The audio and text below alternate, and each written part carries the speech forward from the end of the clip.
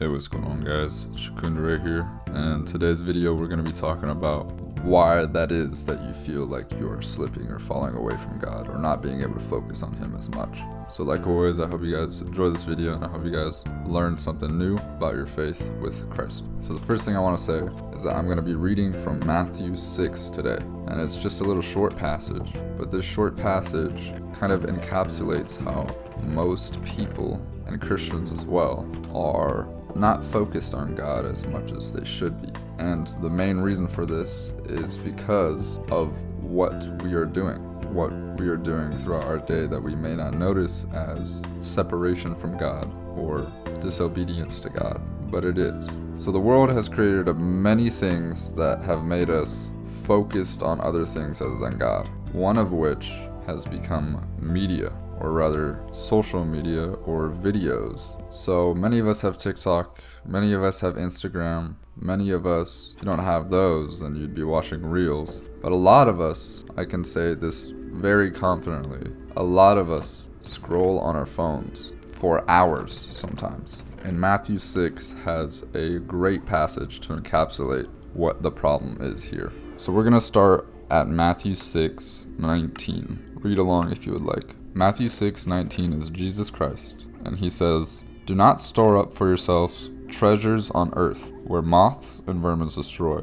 and where thieves break in and steal. But store up for yourself treasures in heaven, where moths and vermin do not destroy, and where thieves do not break in and steal. For where your treasure is, there your heart will be also." I'm not going to go with the rest yet, because I'm going to explain this one a little bit. So he's basically saying to not focus on the things of the earth, because at the end of the day, it won't matter very soon. Very soon, we're going to be in heaven, and that's our eternity. We have up to like 110, 120 years maximum here. So really, everything that we have and that we see will one day be gone. So its value is infinitely less than things that we can store up for heaven, which is spiritual things and our relationship with God. So he says, do not focus on the things of the earth where it will be destroyed, but instead focus on heavenly things. And then at the end, the most important part of this, for where your treasure is, there your heart will be also.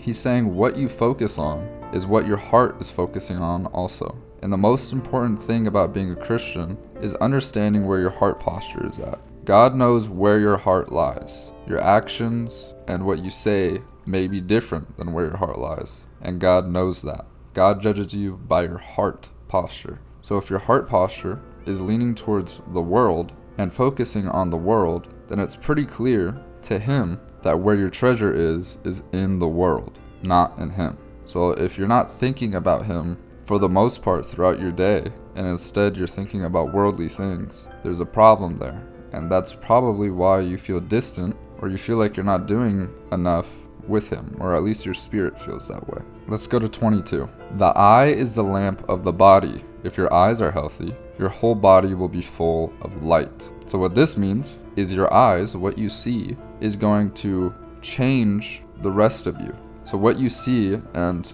by relation, what you hear, is going to change the rest of your body. So if you're surrounded by evil, then you are for the most part and most likely going to become evil. If you are in a gang, then it's going to be very hard to not be like a gang member. So he's basically saying, watch out for what you're looking at and what you're listening to. And the best way to do this is to stop going on your phone as much. Throw your phone. You throw your phone, then you can do whatever you want without having to worry about feeling like you're too focused on it. Put your phone somewhere else. Literally, what I do when I realize I need to focus is I go on my computer, because that's where I get most of my work done, and I throw my phone onto my bed. If anybody needs to text me, then I can see it on my computer. So he's basically saying stop focusing on the worldly things. And the main way that we do that nowadays is we go on our phone and we scroll. But if your eyes are unhealthy, your whole body will be full of darkness. If then the light within you is darkness, how great is that darkness? He's reiterating what he just said and showing you that it's very harmful to you. If your eyes are unhealthy, the rest of you is going to be unhealthy. Not just that, but you're going to be full of darkness. And if that light within you is darkness, how great is that darkness? And he ends off what he's talking about with Matthew 6:24. No one can serve two masters. Either you will hate the one and love the other, or you will be devoted to the one and despise the other. You cannot serve both God and money. So, it's pretty clear what he's saying here. If you want to be focused on God, then you can't be focused on other things as much as God. You can't have two pedestals sitting right next to each other. You can't sit on the fence between things of the world and God. Oh, I'll do a little bit of Bible reading and then I'll do whatever I want for the rest of the day. That's not how that works. The more you put limitations on yourself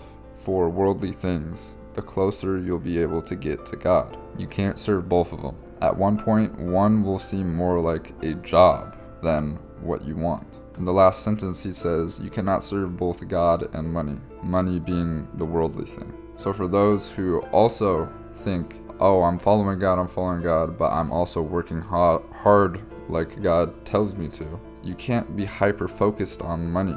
You should just be focused on God, and the rest of the good things will come to you. Right after this, he says, therefore I tell you, do not worry about your life, what you will eat or drink, or about your body. Whatever you will wear, is not life more than food, and the body more than clothes? Look at the birds of the air. They do not sow or reap or store away in barns, and yet your heavenly Father feeds them. Are you not much more valuable than they? Can any one of you, by worrying, add a single hour to your life? And then he goes on to talk more about what we worry about. He's telling us that we are so focused upon worldly things such as money or just being lazy and trying to fit in with the world with memes or cussing or sex or worldly love, and quotation marks because they don't actually love you.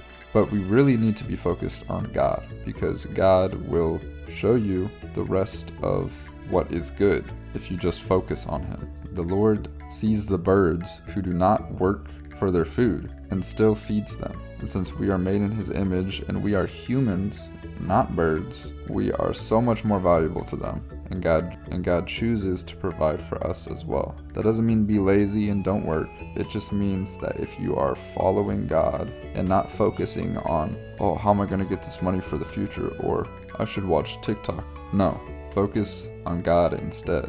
Pick up a Bible, open the Bible app, pray. You don't have to read the Bible all the time. Just talk to God, sit in silence, enjoy His creation, enjoy the life that He has given you. All of it is a gift. We don't deserve to even be alive. He was the one that chose that for us. We have no reason to hate or complain about what He has given us because we don't deserve to be alive in the first place. So focus on Him instead of doing what you think you should do because the world has changed your view. Focus on God instead. I hope you liked this video. If you did, hit the like button and subscribe. I would really appreciate it. And turn on the bell so you can get notified for when I do it next time. And you can learn more about your walk with Christ. I hope you guys learned something that you can move on in your life with today and how you can break away from the world and rather focus on God. I love you guys, and I hope you guys have a blessed day.